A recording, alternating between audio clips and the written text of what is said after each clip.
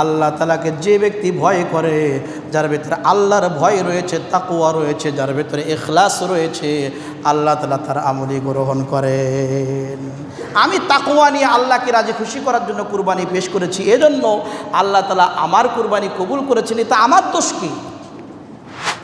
আলহামদুলিল্লাহ নাহমাদুহু ওয়া নাস্তাঈনুহু ওয়া নাস্তাগফিরুহু ওয়া নু'মিনু বিহি ওয়া নাতাওয়াক্কালু আলাইহি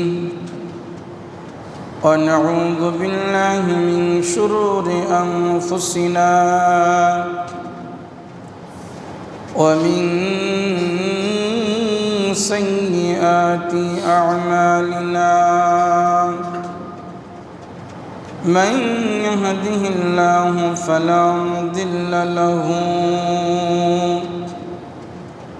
ومن يضلله فلا هادي له ونشهد أن لا إله إلا الله وحده لا شريك له ونشهد أن محمدًا عبده ورسوله أرسله بالحق بشيرا ونذيرا وداعيا إلى الله بإذنه وسراجا منيرا. أما بعد فأعوذ بالله من الشيطان الرجيم. بسم الله الرحمن الرحيم. وما أمروا إلا ليعبدوا الله مخلصين له الدين. وقال الله سبحانه وتعالى: واتل عليهم نبأ ابني آدم بالحق إذ قربا قربانا فتقبل من أحدهما ولم يتقبل من الآخر قال لأقتلنك قال إنما يتقبل الله من المتقين. وقال النبي صلى الله عليه وسلم: من ذبح قبل الصلاة ليس من النسك في شيء عجله لأهله أو كما قال عليه الصلاة والسلام. وقال تعالى في شان حبيبه ومحبوبه: إن الله وملائكته يصلون على النبي يا أيها الذين آمنوا صلوا عليه وسلموا تسليما. درود পাঠ করি। اللهم صل على محمد وعلى آل محمد كما صليت على إبراهيم وعلى آل إبراهيم إنك حميد مجيد. اللهم بارك على محمد وعلى آل محمد كما باركت على إبراهيم وعلى آل إبراهيم إنك حميد مجيد الحمد لله সমস্ত প্রশংসা সেই মহান আল্লাহ সুবহানাহু ওয়া তাআলার আলিশান দরবারে যে মহান রব্বুল আলামিন পবিত্র জিলহজ মাসে জুমার দিনে পবিত্রতা অর্জন করে মসজিদে এসে কোরআন এবং হাদিস থেকে আলোচনা করার এবং শোনার তৌফিক দান করলেন সেজন্য মুনিবের দরবারে শুকরিয়া জ্ঞাপন করি সকলেই বলি আলহামদুলিল্লাহ মুআজ্জাজ হাজিরিন আল্লাহ রব্বুল আলামিন আমাদেরকে সৃষ্টি করেছেন এই সৃষ্টির উদ্দেশ্য হচ্ছে আল্লাহ তাআলার ইবাদত বন্দেগী করা যত ইবাদত আল্লাহ তাআলা আমাদেরকে দিয়েছেন এর মধ্যে গুরুত্বপূর্ণ একটি ইবাদত হচ্ছে আল্লাহর জন্য আল্লাহর নামে কুরবানি দেওয়া আল্লাহকে রাজি খুশি করার জন্য কুরবানির আমল সম্পূর্ণ করা কুরবানি এটি গুরুত্বপূর্ণ একটি আমল যে আমলটি হযরত আদম আলাইহিস সালাম থেকে শুরু হয়েছে আমরা যে কুরবানি প্রতি বছরে করে থাকি এই কুরবানি হযরত ইব্রাহিম আলাইহিস সালামের সুন্নাহ আদর্শ সেই ঘটনা ইব্রাহিম আলাইহিস সালামের ঘটনাকে স্মরণীয় করে রাখার জন্য আল্লাহ তাআলা আমাদের উপরে কুরবানি করাকে ওয়াজিব করে দিয়েছেন আবশ্যক করে দিয়েছেন এই কুরবানি কবুল হওয়ার জন্য বেশ কয়েকটি শর্ত রয়েছে এর মধ্যে সবচেয়ে বড় শর্ত হচ্ছে ইখলাস থাকতে হবে নিয়ত সহি থাকতে হবে ইখলাস মানে হচ্ছে শুধুমাত্র কেবলমাত্র আল্লাহকে খুশি করার জন্যই কুরবানি করা এর ভেতরে অন্য কোনো নিয়ত থাকা চলবে না গোশত খাওয়া যদিও জায়েজ হালাল আল্লাহ তাআলা করে দিয়েছেন কিন্তু নিয়ত থাকবে আমি কুরবানি করছি শুধুমাত্র আল্লাহকে সন্তুষ্ট করার জন্য আল্লাহকে রাজি করার জন্য এটাকে ইখলাস বলা হয় দেহের সঙ্গে রুহের সম্পর্ক যেমন তেমনইভাবে আমলের সঙ্গে ইখলাসের সম্পর্ক একটা মানুষের দেহের ভেতরে যদি রুহ না থাকে তাহলে ওই দেহের কোনো মূল্য থাকে না কোনো আমলের ভেতরে যদি ইখলাস না থাকে নিয়ত সহি না থাকে তাহলে আল্লাহ তাআলার দরবারে ওই আমলেরও কোনো মূল্য থাকে না এজন্য ইখলাস অনেক গুরুত্বপূর্ণ একটি বিষয় নিয়তকে সহি করে নেওয়া যে আমি শুধুমাত্র আল্লাহকে খুশি করার জন্যই কুরবানি করছি যেমন কোরআনে কারিমে আল্লাহ তাআলা কিছু কুরবানির ঘটনা বর্ণনা করেছেন উল্লেখ করে দিয়েছেন এই ঘটনাগুলোর ভেতরে পাওয়া যায় যারা ইখলাস নিয়ে আল্লাহকে ভয় করে কুরবানি করেছে তাদের কুরবানি আল্লাহ তাআলা গ্রহণ করেছেন আর যাদের ভেতরে ইখলাস ছিল না আল্লাহর ভয় ছিল না তাদের কুরবানি আল্লাহ তাআলা গ্রহণ করেননি সূরাতুল মায়েদার ভেতরে আল্লাহ তাআলা একটি ঘটনা বর্ণনা করেছেন সূরাতুল মায়েদার 27 থেকে 31 নম্বর আয়াতের ভেতরে এই ঘটনাটি আল্লাহ তাআলা বর্ণনা করেছেন আল্লাহ তাআলা বলেন ওয়াতুলু আলাইহিম নাবা বনাই আদম বিল হাক্কি إذ قربا قربانا فتقبل من أحدهما ولم يتقبل من الآخر আল্লাহ তাআলা তার হাবিবকে বলেন আপনি তাদেরকে আহলে কিতাবদেরকে হযরত আদম আলাইহিস সালামের পুত্রদ্বয়ের ঘটনা আদম আলাইহিস সালামের দুইজন পুত্র সন্তানের ঘটনা যথাযথভাবে সঠিকভাবে বাস্তব রূপে তাদেরকে আপনি শুনিয়ে দিন বাস্তব ঘটনা আপনি তাদেরকে বর্ণনা করে শোনান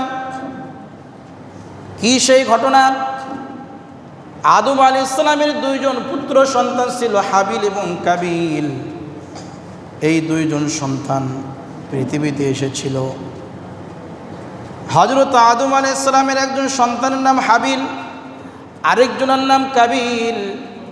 পৃথিবীর শুরুতে ওই সময় প্রয়োজন ছিল, এজন্য আল্লাহ তাআলা আদম আলাইহিস সালাম এবং হযরত হাওয়া আলাইহিস সালামের মাধ্যমে যখন কোনো সন্তান গর্ভের ভেতরে আসতো, আল্লাহ তাআলা একসঙ্গে দুইটি সন্তান দিতেন, একটি ছেলে সন্তান আরেকটি হচ্ছে মেয়ে সন্তান। দুইজন সন্তান মা হাওয়া আলাইহিস সালামের পেটে আসতো।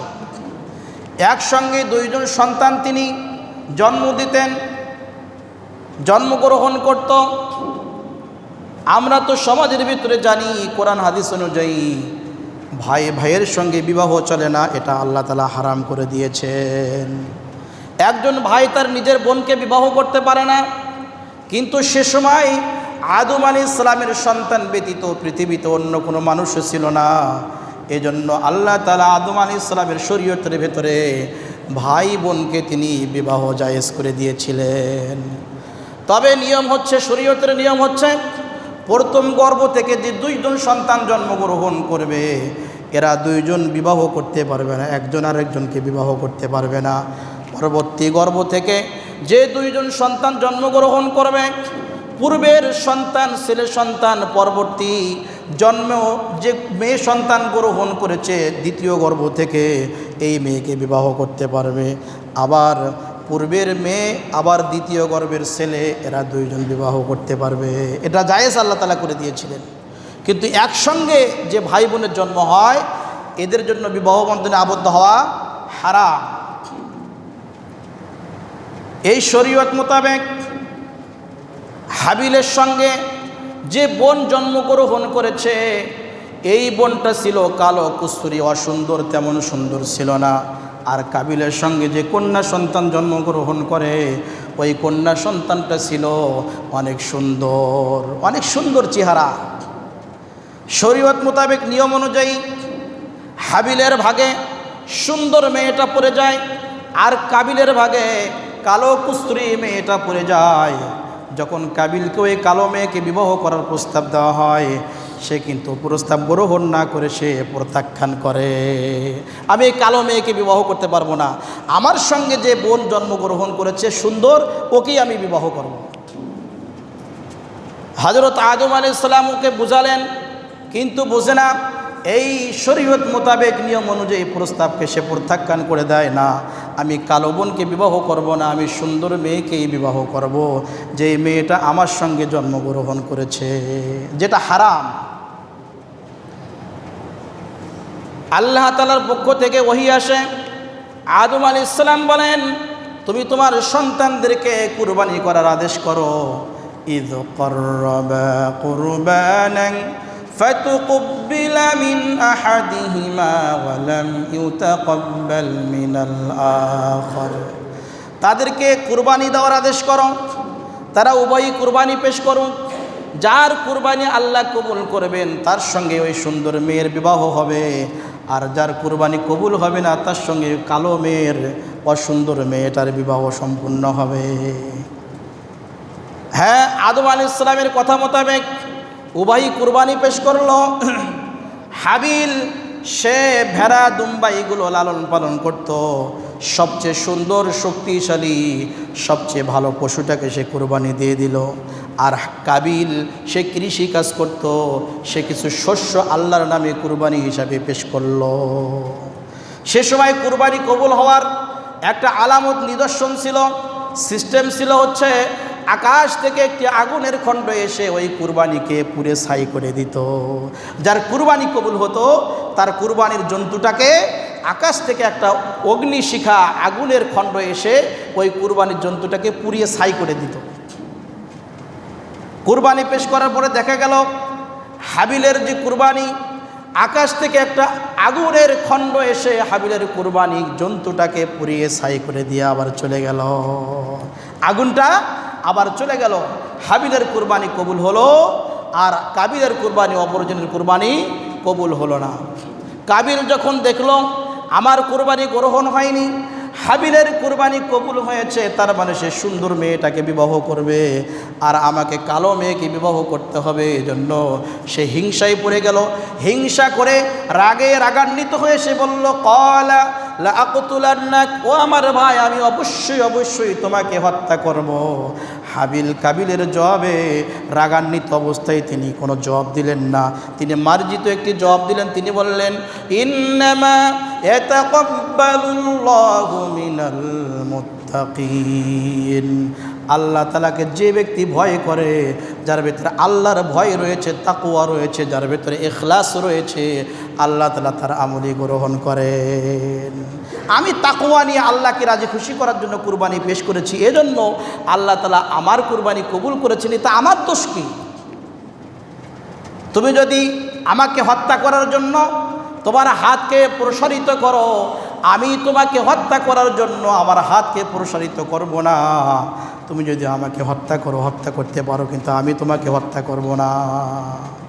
আমি তোমাকে হত্যা করতে চাই না। যদি তুমি হত্যা করতে চাও, হত্যা করতে পারো, কিন্তু আমি তোমাকে হত্যা করব না। এরপরে হাবিল বলে, আমি চাই, ইন্নী উরিদু, আমি চাই তুমি তোমার পাপ এবং আমার সমস্ত পাপগুলো তোমার মাথায় তুমি চাপিয়ে নাও আর জাহান্নামের অধিবাসী হয়ে যাও, এটাই আমি চাই। আর জালেমদের প্রতিদান এরকমই হয়ে থাকে। শেষ পর্যন্ত কাবিলের নফস তাকে উদ্বুদ্ধ করে তার ভাইকে হত্যা করার জন্য। এক পর্যায়ে কাবিল তার ভাই হাবিলকে অন্যায়ভাবে হত্যা করে ফেলে। হত্যা করার পরে সে কিভাবে তার ভাইকে মাটিতে দাফন করবে, তার ভাইয়ের লাশটাকে কিভাবে দাফন করবে, এটার জ্ঞান তার ভেতরে নেই। আল্লাহ রব্বুল আলামিন আসমান থেকে একটা কাক পাঠিয়ে দিলেন। ফাবআসাল্লাহু গুরাবা, একটা কাক, একটা প্রাণী পাঠিয়ে দিলেন। এই কাক এসে জমিনের ভিতরে খোঁড়া শুরু করে দিল। কাবিলকে শিক্ষা দিচ্ছে, তোমার ভাইয়ের লাশটাকে মাটির ভিতরে দাফন করতে হবে। কাবিল বুঝে ফেলে যে কাক আমাকে শিক্ষা দিচ্ছে যে আমাকে মাটি খুঁড়ে আমার ভাইকে দাফন করতে হবে, এটি নিয়ম। কাবিল তখন আফসোস করে বলে, ইয়া ওয়াইলাতা আজাস্তু, এই কাকের মতো জ্ঞান আমার ভেতরে নেই, এই কাকের সমতুল্য আমি হতে পারলাম না, এটা আমার জন্য আফসোস। সে নিজের জন্য আফসোস করে আর লজ্জিত হয় এবং পরবর্তীতে কাকে যে মাটি খুঁড়িয়ে শিক্ষা দিল, মাটি খনন করে তার ভাইকে সে দাফন করে দেয়। এটি কোরআনে কারিমের একটি ঘটনা, কুরবানির ঘটনা। এই দুই ভাইয়ে যে কুরবানি পেশ করলো, এই দুই ভাইয়ের ভেতরে যে ভাই ইখলাস নিয়ে আল্লাহকে ভয় করে কুরবানি পেশ করেছিল, আল্লাহ তাআলা তারই কুরবানি কবুল করেছেন। হাবিলের কুরবানি কবুল হয়ে গেল, কাবিলেরটা কুরবানি হলো না, কবুল হলো না। কেন? তার ভিতরে ইখলাস ছিল না। হাবিলের কুরবানির ভিতরে ইখলাস ছিল, তাকওয়া ছিল, এজন্য আল্লাহ তাআলা তার কুরবানি কবুল করলেন। হযরত ইব্রাহিম আলাইহিস সালামের কুরবানির ঘটনা আল্লাহ তাআলা কুরআনে কারীমের সূরা সাফফাতের 100 থেকে 107 নম্বর আয়াত পর্যন্ত তিনি আলোচনা করেছেন। রব্বি হাবলি মিনাস সালিহিন, ইব্রাহিম পয়গম্বর দীর্ঘদিন যাবৎ দোয়া করেছিলেন, হে আল্লাহ, হে আমার রব, আমাকে একটি পুত্র সন্তান দান করুন। ফাবাশশারনাহু বিগুলামিন হালিম, এক পর্যায়ে আল্লাহ তাআলা হযরত ইব্রাহিম পয়গম্বরকে একটা পুত্র সন্তানের সুসংবাদ জানিয়ে দিলেন। সুবহানাল্লাহ। ফালাম্মা বালাগা মাআহু সাইয়া, এই সন্তান যখন বড় হতে হতে বাবার সঙ্গে চলাফেরা করার বয়স উপনীত হয়ে যায়, তাফসিরের কিতাবের ভেতরে এসেছে 7 বছর বয়স অথবা 13 বছর বয়স যখন বাচ্চার হয়ে যায়, ইসমাইল পয়গম্বরের বয়স যখন 13 বছর হয়ে যায়, যখন বাবার সঙ্গে চলাফেরা করতে পারে, টুকটাক বাবার কাজ করতে পারে, সহযোগিতা করতে পারে, এমন সময় বাবা বলে, ইয়া বুনাইয়া ইন্নী আরা ফিল মানামি আন্নী আযবাহুকা ফানজুর মাযা তারা, হে আমার পুত্র, আমি স্বপ্নের মাধ্যমে দেখি, আমি ঘুমের ভিতরে দেখে আমি তোমাকে জবেহ করছি, কুরবানি করছি, এখন তোমার অভিমত কি, তোমার মতামত কি, তুমি এখন বলো। সন্তানকে বলছে, আমি তোমাকে জবেহ করছি, তোমার অভিমত কি, তুমি বলো। সন্তান বলে, ইয়া আবাতি ফাআল মা তুমার সাতাজিদুনি ইনশাআল্লাহু মিনাস সাবিরিন। সন্তান ইসমাইল বলে, ও আমার বাবা, আপনি আল্লাহর পক্ষ থেকে যে বিষয়ে আদিষ্ট হয়েছেন, যেমন আল্লাহ তাআলা আপনাকে করতে বলেছেন আপনি তেমনই আমল করুন। আল্লাহ চাহে আপনি আমাকে ধৈর্যশীলদের অন্তর্ভুক্ত পেয়ে যাবেন। সুবহানাল্লাহ। পিতা পুত্র উভয়ই রাজি হয়ে গেল। ফালাম্মা আসলামা ওয়া তাল্লাহু লিল জাবিন, পিতা এবং পুত্র যখন আনুগত্য প্রকাশ করলো, যখন তারা স্বীকার করলো যে হ্যাঁ আল্লাহর জন্য কোরবানি দিতে হবে, কোরবানি হতে হবে। ওয়া তাল্লাহু লিল জাবিন, ইব্রাহিম পয়গম্বর সন্তান ইসমাইলকে কাঁধ করে জমিনের ভিতরে শোয়া দিলেন। জবেহ করবেন। এখন কোরবানি করার জন্য সকল পরিস্থিতি গ্রহণ করেছেন, এখন জবেহ করবেন। এমন সময় আল্লাহ তাআলা জিবরিল আমিনকে পাঠিয়ে দেন, আওয়াজ আল্লাহ তাআলা পাঠিয়ে দেন, ওয়ানাদাইনাহু আইয়া ইব্রাহিম قد صدقت الرؤيا إنا كذلك نجزي المحسنين। আল্লাহ তাআলা বলেন, হে ইব্রাহিম থামো, তুমি তোমার স্বপ্নকে তুমি বাস্তবায়ন করে দেখিয়েছো। আমি স্বপ্নের মাধ্যমে যে ওহী তোমাকে করেছিলাম, যে আদেশ করেছিলাম, সেটাকে তুমি বাস্তবায়ন করিয়েছো। ইন্না কাযালিকা নাজিজিল মুহসিনিন, আর আমি আল্লাহ তাআলা সৎকর্মশীলদেরকে এভাবেই প্রতিদান দিয়ে থাকি। সুবহানাল্লাহ। ইন্না হাযা লাহুয়াল বালাউল মুবিন। আল্লাহ তাআলা বলেন, এটা ছিল সুস্পষ্ট এক মহান পরীক্ষা। এটা বিশাল বড় একটা পরীক্ষা ছিল। ওয়া ফাদাইনাহু বিযিবহিন আযীম।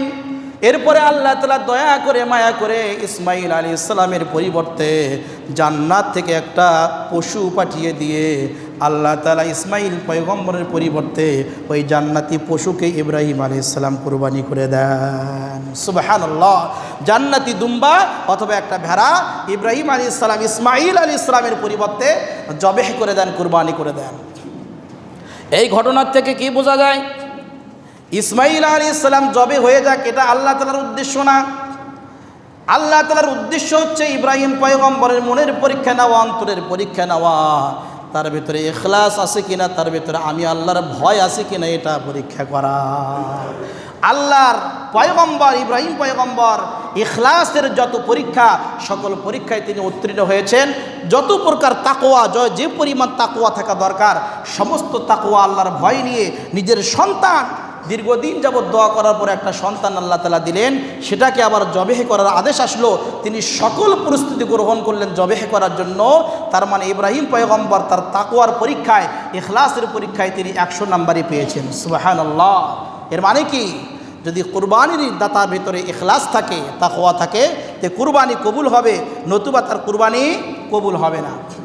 আল্লাহ তাআলা ইখলাস চান, কুরবানি পশুর গোশত এবং রক্ত আল্লাহ তাআলা চান না। কোরআনে কারীমের সূরা হাজর 37 নম্বর আয়াতে আল্লাহ তাআলা বলেন, লা ইয়ানালাল্লাহু লুহুমুহা ওয়ালা দিমাউহা ওয়ালাকিন ইয়ানালুহুত তাকওয়া মিনকুম। আল্লাহ তাআলা বলেন, কুরবানি পশুর কোনো গোশত, কোনো রক্ত আমার কাছে পৌঁছে না, আমার কাছে তোমাদের তাকওয়া, তোমাদের ইখলাস পৌঁছে যায়। সুবহানাল্লাহ। ইখলাস, নিয়ত সহি, তাকওয়া, আল্লাহর ভয়, এটা আল্লাহর দরবারে পৌঁছে। গোশত আর রক্ত আল্লাহর দরবারে পৌঁছে না। তার মানে যারা গোশত খাওয়ার নিয়ত করবে, যারা মানুষকে দেখানোর নিয়ত করবে, তাদের কুরবানি কবুল হবে না। অনেককে দেখা যায় কুরবানি দেয়, সেই কুরবানির দিনে ফজরের নামাজ আদায় করে না। অনেককে দেখা যায় কুরবানি দেয়, অনেক বড় বিশাল বড় গরুকে ক্রয় করেছে, সুন্দর মালা পরিয়ে ছবি তুলে তুলে সে ফেসবুকের ভেতরে, ইন্টারনেটের মাধ্যমে প্রচার করে, অমুক ব্যক্তি, অমুক হাজী সাহেব, অমুক দানবীর বিশাল বড় কুরবানি দিচ্ছে, তার ভিতরে তাকওয়া নেই, আল্লাহর ভয় নেই, যার কারণে সে কুরবানির দিনে ফজরের নামাজ জামাতের সঙ্গে আদায় করলো না, ফজরের নামাজ পড়লো না, এমনকি ঈদের নামাজেও সে আসলো না। কিন্তু কুরবানি দেবে, আনন্দ খুশি, অনেক বড় গরু কুরবানি দেবে, কিন্তু ঈদের নামাজও পড়লো না। কুরবানি হওয়ার পরে সে শুধু গোস্ত আর হাড্ডি কাটে, বিশাল বড় দা দিয়ে সে গোস্তের মধ্যে আঘাত করতে থাকে, গোস্তগুলো কাটে আর পরিবার নিয়ে আনন্দ ফুর্তি করে খায়। কিন্তু সে জোহর নামাজও আদায় করলো না, আসরও আদায় করলো না, মাগরিবের নামাজও আদায় করলো না, ইশার নামাজও আদায় করলো না। নবীজি কি বলেন দেখেন হাদিসের ভেতরে, মান যাবাহা ক্বাবলা সালাতি, যে ব্যক্তি নামাজের পূর্বে কুরবানি করলো, নামাজ পড়লো না, নামাজের পূর্বে কুরবানি করলো, লাইসা মিনান নুসুকি ফি শাইইন, এই ব্যক্তির জন্য কুরবানির কোনো অংশ নেই, সে কুরবানি থেকে কোনো ফায়দা পাবে না, কোনো ফজিলত তার জন্য থাকবে না।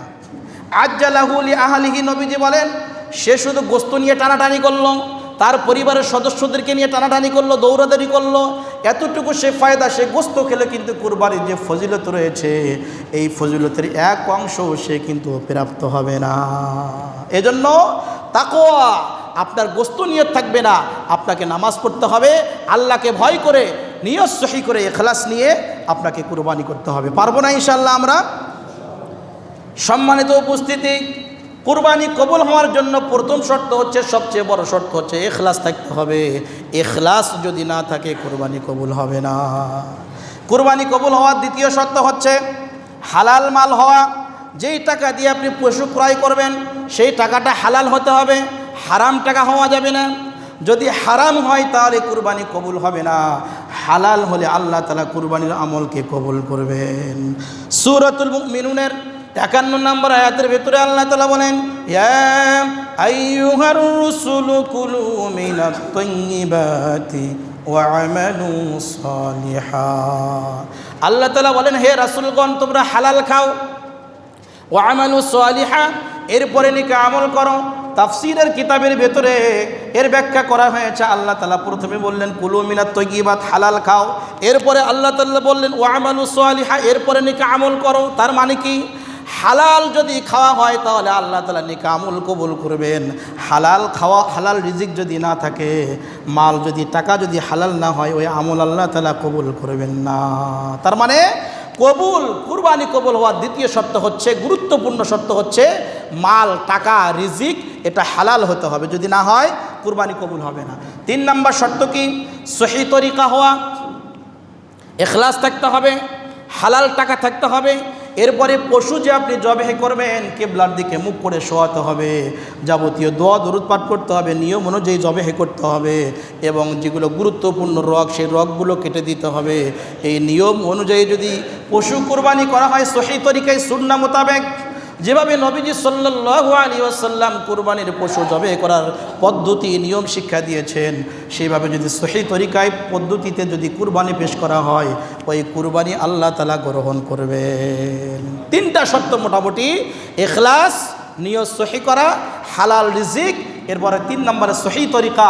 এই 3টি শর্ত যদি মেনে কেউ কুরবানি করে, আশা করা যায় ইনশাআল্লাহ তার কুরবানি আল্লাহ তাআলা অবশ্যই মঞ্জুর এবং কবুল করে নেবেন। আল্লাহ তাআলা সকলের কুরবানি কবুল করেন, সকলে বলে আমিন। কুরবানি করলে ফজিলত কি? সাহাবায়ে কেরাম আরজ করলেন, ইয়া রাসূলুল্লাহ মা হাযিহিল আযাহি ইয়া রাসূলুল্লাহ, এই যে কুরবানি এটা কি? নবীজি বললেন, সুন্নাতু আবিকুম ইব্রাহিম, এই কুরবানি হচ্ছে তোমাদের পিতা ইব্রাহিম আলাইহিস সালামের সুন্নাহ এবং আদর্শ।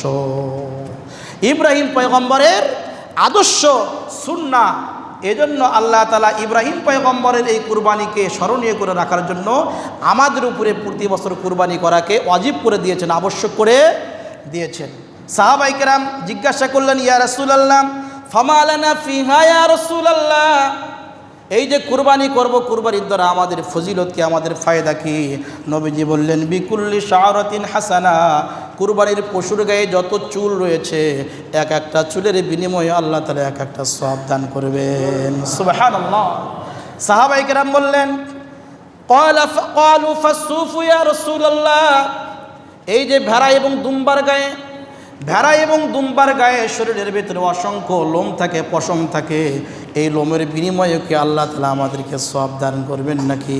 নবীজি বললেন, ফাসসুফু ক্বালা বিকুল্লি শা'রাতিন মিনাস সুফি হাসানা, নবীজি বললেন, হ্যাঁ, ভেড়া এবং দুম্বার গায়ে যত লোম রয়েছে, পশম রয়েছে, এক একটা পশমের বিনিময়ে আল্লাহ তাআলা কুরবানি দাতার আমলনামায় এক একটা নেকি লিপিবদ্ধ করে দিবেন। সুবহানাল্লাহ। অনেক ফজিলত রয়েছে, যদি আমরা শর্ত পূরণ করে কুরবানি করতে পারি তাহলে সেই ফজিলতগুলো পাওয়া যাবে। নবীজি বললেন, ফাতিবু বিহা নাফসা, তোমরা আনন্দ চিত্তে খুশি মনে ইখলাস নিয়ে তোমরা কুরবানি করতে থাকো। অনেকে কুরবানিতে বাধা দেয় যে কুরবানি বেশি বেশি করলে পশু সংকট সৃষ্টি হবে। ভবিষ্যতে আমরা খাবো কি? আত্মীয় স্বজনদেরকে দাওয়াত দিয়ে খাওয়াবো কি? পৃথিবীর ইতিহাসে এমন কি কোনো ঘটনা রয়েছে যে কুরবানির দিনে পশু কুরবানি করার কারণে পরের দিনে গোশত পাওয়া যাচ্ছে না হাটে?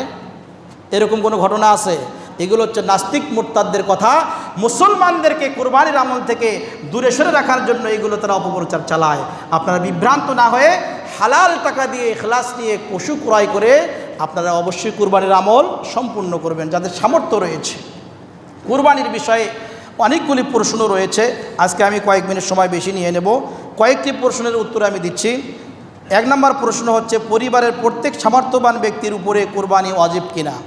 হ্যাঁ, নবীজির হাদিস অনুযায়ী বোঝা যায়, নবীজি বলেছেন, মান কানা লাহু সাআতুন ওয়া লাম ইউদহি ফালা ইয়াকরাবান্না মুসাল্লানা। নবীজি বলেন, যে ব্যক্তির কুরবানি করার সামর্থ্য রয়েছে কিন্তু সে কুরবানি করলো না, নবীজি বলেন সে যেন আমাদের ঈদগাহের আশেপাশে না আসে, সে যেন ঈদের নামাজ পড়তে মাঠে না আসে, ঈদগাহে না আসে। কি বোঝা গেল?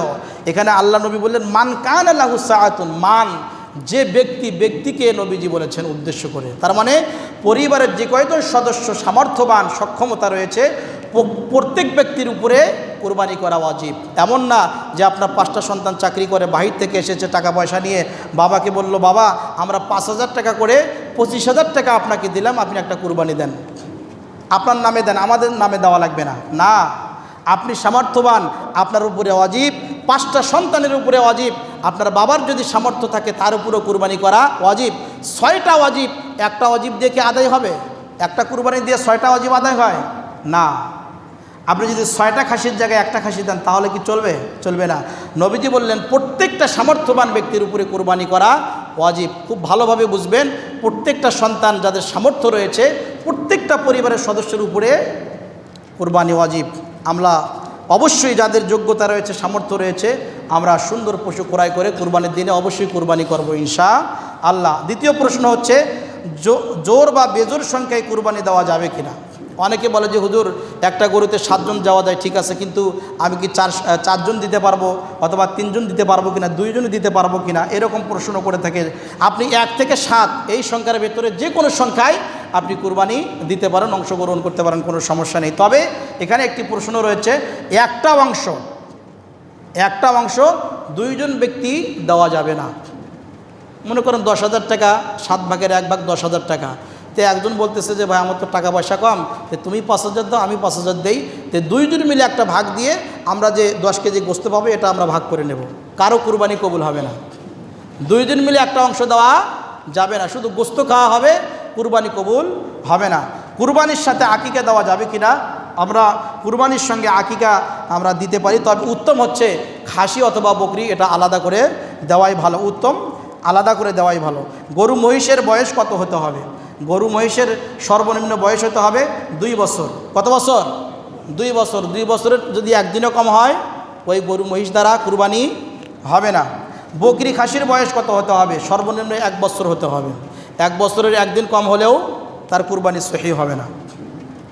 উটের বয়স হতে হবে, আমাদের বাংলাদেশে তো উট কুরবানি কম হয়, সীমিত আকারে হয়। উটের বয়স হতে হবে সর্বনিম্ন 5 বছর। কত বছর? 5 বছর। বন্ধা পশু দ্বারা কুরবানি করা যাবে কিনা? আছে না এমন পশু, বন্ধা পশু? এই বন্ধা পশু দ্বারা কুরবানি করা কি রয়েছে? জায়েজ রয়েছে। তবে উত্তম হচ্ছে এর চেয়ে যদি ভালো পশু পাওয়া যায় সেটা ক্রয় করে আপনি কুরবানি করবেন, এটা জায়েজ রয়েছে। বাকি মাসালা যত রয়েছে এই মাসালাগুলো আমরা অবশ্যই বিজ্ঞ আলেমদেরকে জিজ্ঞাসা করে আমরা জেনে নেব। ঈদুল আজহার নামাজের সময় আমাদের গাইবান্ধা রেলওয়ে স্টেশন জামি মসজিদ সংলগ্ন যে ঈদগাহ ময়দান, এখানে ঈদুল আজহারের নামাজ 8টা 40 অনুষ্ঠিত হবে। কয়টা 40 মিনিট? 8টা 40 অনুষ্ঠিত হবে। যেহেতু আমাদের কুরবানির আমল রয়েছে এই জন্য ঈদের নামাজটা মোটামুটি একটু আগে ভাগে পড়াই কি উত্তম। ঈদুল আজহার দিনে বিশেষ কয়েকটি সুন্নত রয়েছে। কয়টি সুন্নত? 13টি সুন্নত। কয়টি সুন্নত? 13টি সুন্নত রয়েছে। 1 নম্বর সুন্নত হচ্ছে ভোরে খুব তাড়াতাড়ি ঘুম থেকে ওঠা, সকাল সকাল ঘুম থেকে ওঠা। 2 নম্বর সুন্নত হচ্ছে মিসওয়াক করা। 3 নম্বর গোসল করা। 4 নম্বর যথাসাধ্য উত্তম পোশাক পরিধান করা। এখানে নতুন পোশাকের কথা বলা হয়নি, উত্তম পোশাক, আপনার সবচেয়ে ভালো যে পোশাকটা সেটি আপনি পরবেন। এরপরে শরীয়তসম্মতভাবে সাজসজ্জা করা, সাজুগুজু করা, সেটা শরীয়তসম্মত হতে হবে। আপনি এমন একটি পোশাক পরলেন, গেঞ্জি গায়ে দিলেন, পাঞ্জাবি গায়ে দিলেন, যেটার ভেতরে একটা প্রাণীর ছবি রয়েছে, এটা শরীয়তসম্মত হলো না। শরীয়সম্মতভাবে সাজসজ্জা করা, খুশবু লাগানো, আতর ব্যবহার করা, ঈদগাহে যাওয়ার পূর্বে কোনো কিছু না খাওয়া। এই ঈদে, কুরবানির ঈদে ঈদগাহে যাওয়ার পূর্বে কোনো কিছু না খাওয়া, আগে আগে ঈদগাহে যাওয়া। অনেকে দেখবেন যে ঘুম পাড়ার পরে, ঘুম পরিপূর্ণ হওয়ার পরে এরপরে মাঠে এসে দেখে যে নামাজই শেষ। এরকম করা যাবে না, একটু আগে আগে আসার চেষ্টা করব আমরা। ঈদুল আজহার নামাজ সকাল সকাল আদায় করা, এটি কিন্তু আলাদা একটি সুন্নত। এজন্য দেখবেন সারা বাংলাদেশে এই কুরবানির যে ঈদের যে নামাজ, ঈদুল আজহার নামাজ, এটা একটু সকাল সকালই পড়া হয়। এজন্য আমার যেটা পরামর্শ সেটি হচ্ছে যে কুরবানির ঈদের দিনে আপনারা ঘুমাবেন না, ফজরের নামাজ পড়ে। আর ঘুমানোর কোনো প্রয়োজন নেই, কোরআন তেলাওয়াত করবেন, মিসওয়াক করবেন, সুন্দর করে গোসল করবেন, এরপরে প্রস্তুতি নিয়ে আপনি চলে আসবেন, কোনো দরকার নেই। ঈদগাহে গিয়ে ঈদের নামাজ পড়া উত্তম, পায়ে হেঁটে হেঁটে যাওয়া উত্তম। অনেকে যানবাহন নিয়ে আসেন, কোনো সমস্যা নেই, এটা হচ্ছে উত্তম। যদি সমস্যা থাকে আপনি অবশ্যই গাড়িতে আসবেন, যদি সমস্যা না থাকে উত্তম হচ্ছে আপনি পায়ে হেঁটে হেঁটে আসবেন। যাওয়ার সময় তাকবীর জোরে জোরে বলতে হবে, আল্লাহু আকবার, আল্লাহু আকবার, লা ইলাহা ইল্লাল্লাহু, আল্লাহু আকবার, আল্লাহু আকবার, ওয়ালিল্লাহিল হামদ। এই তাকবীরটি জোরে জোরে বলতে হবে। এক রাস্তা দিয়ে যাওয়া, অন্য রাস্তা দিয়ে প্রত্যাবর্তন করা, এটি আরেকটি সুন্নত। আল্লাহ তাআলা আমাদের সকলকে ঈদের দিনের যে সুন্নাত, 13টি সুন্নাত রয়েছে, এই সুন্নাতের উপরে আল্লাহ তাআলা আমাদেরকে আমল করার তৌফিক দান করেন। সকলে বলে আমিন। ওয়া আখিরু দাওয়ানা আলহামদুলিল্লাহ।